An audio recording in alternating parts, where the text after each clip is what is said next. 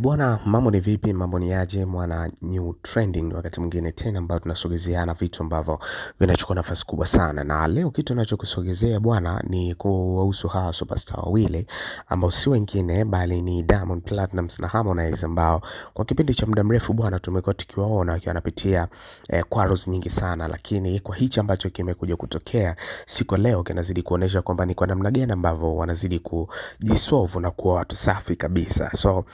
hii ni baada ya tukio zito ambalo liweza kufanyika kipande cha Zanzibar pale kwenye Trace Music Awards, ambako hapo bwana ziliweza kugawiwa tuzo za washindi wa kategori tofauti tofauti, na tukaweza kuona washindi wengi sana kama Jux aliweza kushinda, Diamond Platnumz, lakini pia performance kali ziweza kufanyika pale. Lakini moja kati ya tukio kubwa ambalo liweza kuonekana ni kwamba Harmonize baada ya kufika kipande cha Zanzibar kwenye Trace bwana alidai kwamba anataka kukutana na Diamond Platnumz kabla hata hajaweza kukutana naye. So baada ya hapo tukaja kuona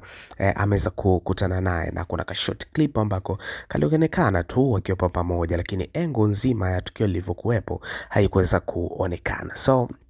siku leo bwana Diamond Platnumz ameamua kuweza kupost au kumpost Harmonize katika page yake ya Instagram baada ya kuweza kuorodhesha picha zote ambazo ziliweza kuonekana za tukio la kwenye Trace Music Awards, na akaweka na clip hiyo ikimuonesha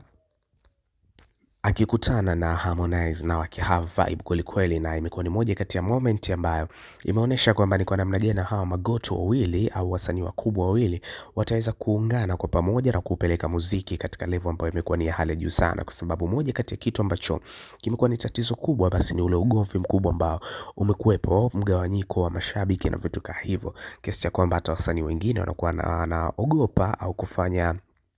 collab pia na wasanii kutokea hapa 255. So in case kama bado hujafanikiwa kusubscribe our YouTube channel,